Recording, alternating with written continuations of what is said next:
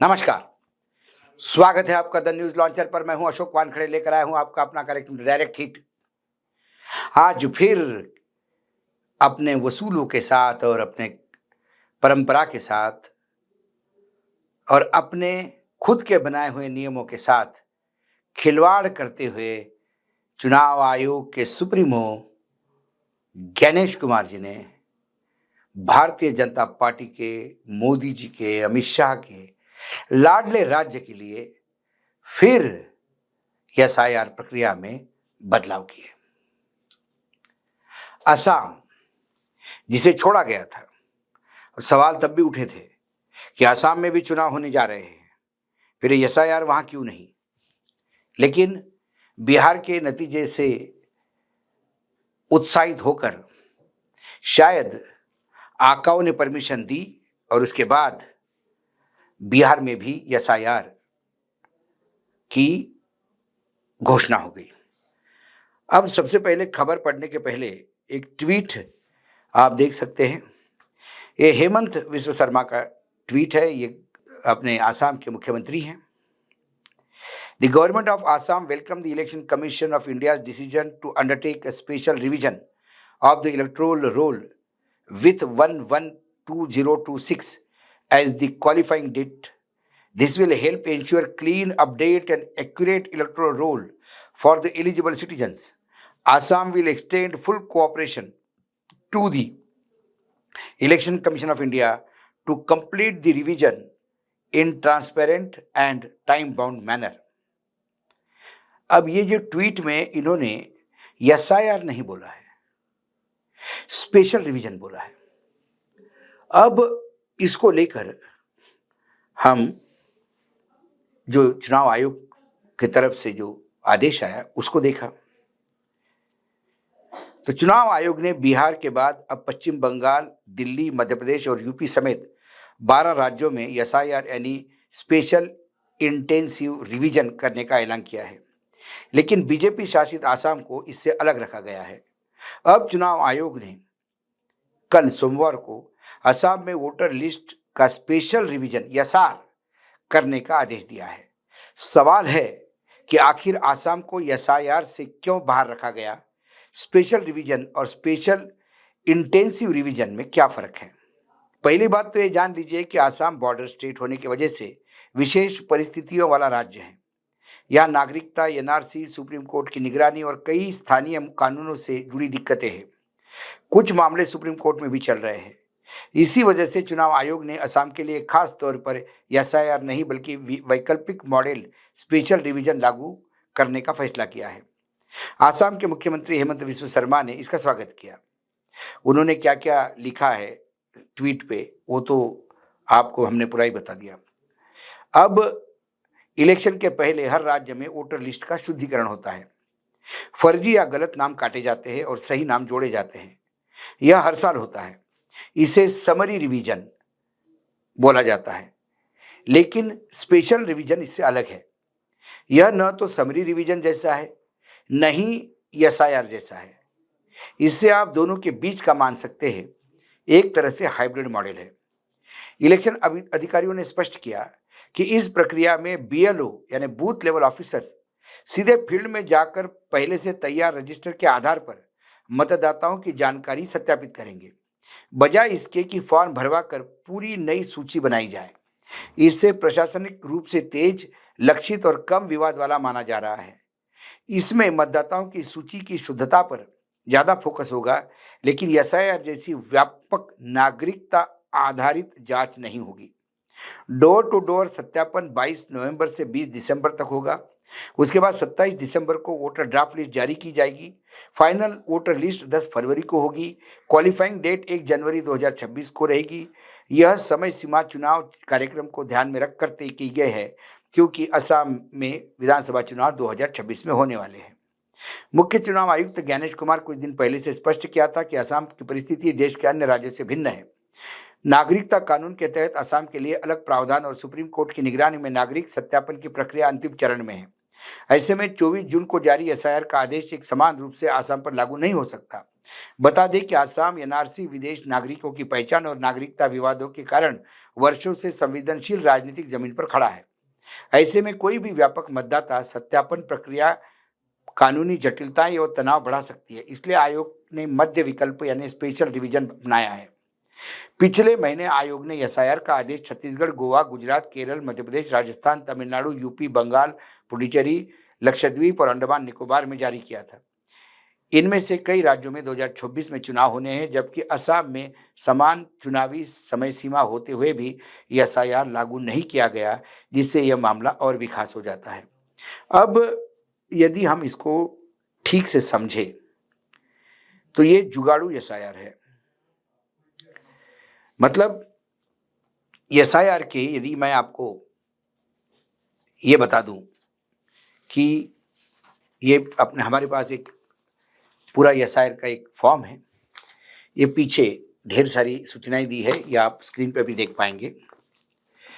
इसमें कई कंडीशन है एसआईआर में, जिसमें यदि 1/7/87 के पहले भारत में जन्म हुआ तो नीचे दी की गई सूची में स्वयं को कोई अभिलेख उपलब्ध कराए जिसके जन्म तिथि और या जन्म स्थान का पता चले। फिर 87 से 2004 के बीच में भारत में जन्म हुआ तो नीचे दी गई सूची में स्वयं के लिए कोई डॉक्यूमेंट उपलब्ध कराए, जन्म तिथि और जन्म स्थान पर प्रमाणित करता हो। नीचे दी गई सूची में पिता या माता के लिए कोई भी अभिलेख उपलब्ध कराए जो जन्म स्थिति प्रमाण पत्र दे दे। 2/4 के बाद भारत में जन्म हुआ तो नीचे गई सूची में स्वयं के लिए कोई अभिलेख उपलब्ध कराए और प्रमाणित करे। नीचे दी गई सूची में पिता के लिए कोई भी अभिलेख उपलब्ध कराए या बाकी प्रमाणित करे। नीचे दी गई सूची में माता पिता के लिए अभिलेख उपलब्ध कराए, जन्म स्थिति या जन्म स्थान प्रमाणित करे। और यदि अभिभावक में कोई भारतीय नहीं है तो अपने जन्म के समय वैध पासपोर्ट और वीजा की एक प्रति उपलब्ध कराए। यदि भारत के बाहर जन्म हुआ तो फिर यदि पंजीकृत नागरिकन द्वारा भारतीय नागरिकता प्राप्त है तो उसके लिए अलग अलग सिस्टम्स है।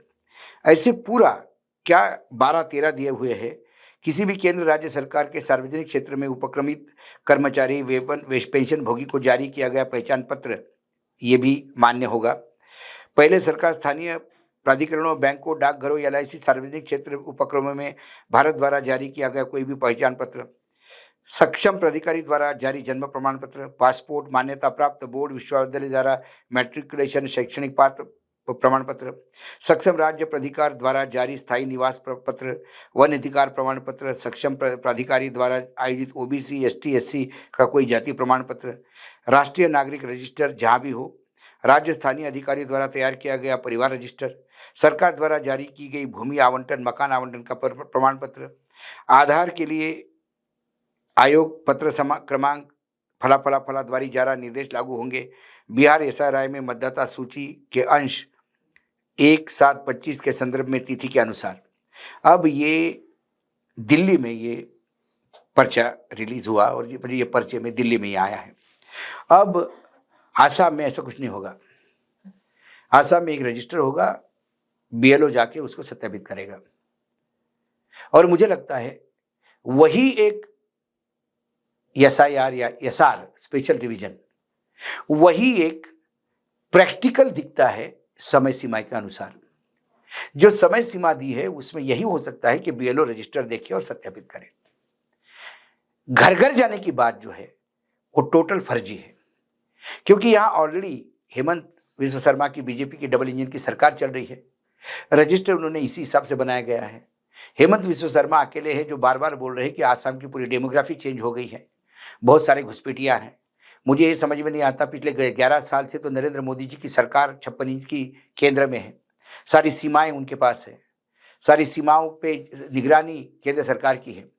और अमित शाह जैसे जो लोग कहते हैं बीजेपी के कि भाई सरदार पटेल के बाद कोई गृह मंत्री हुआ तो अमित शाह हुए, इतने धाकड़ गृह मंत्री होते हुए भी इतने सारे घुसपैठिए कैसे है आसाम में। सवाल ये है कि घुसपैठियों के नाम से आसाम में रहने वाले बंगला भाषी मुस्लिमों को बाहर निकाले जाएगा। बंगाल पहले एक बड़ा सूबा था जिसमें मुसलमान भी थे और हिंदू भी थे। जब बांग्लादेश का मतलब जब पाकिस्तान का जन्म हुआ तो एक ईस्ट बंगाल अलग बना और वेस्ट बंगाल अलग बना। वेस्ट बंगाल भारत का हिस्सा रहा, ईस्ट बंगाल पाकिस्तान का हिस्सा रहा। बाद में इंदिरा गांधी के नेतृत्व में जब युद्ध लड़ा गया पाकिस्तान के साथ, उसमें पाकिस्तान के 2 टुकड़े हो गए और बांग्लादेश का जन्म हुआ। ये इतिहास सभी को पता है। तो आज भी बांग्लादेश और पश्चिम बंगाल, यहाँ कोई सामाजिक हो या सांस्कृतिक हो या खान-पान के हिसाब से, पहनाव के हिसाब से, भाषा के हिसाब से, इसमें कोई फर्क नहीं है। बीजेपी के ही एक सांसद ने यह बोल दिया कि बांग्लादेश और पश्चिम बंगाल ये भाई है। यदि हम सत्ता में आए तो हम बॉर्डर ही हटा देंगे। तो फिर ये किस घुसपैठिए की बात करते हैं? बंगाल भी लगा हुआ है बांग्लादेश से, लेकिन वहां एसआईआर हो रही है। लेकिन आसाम में कहते हैं कि कई राज्य, आसाम कहां लगा हुआ है, किस किस विदेशी देशों से घिरा हुआ है, ये भी चुनाव आयोग जरा स्पष्ट करे।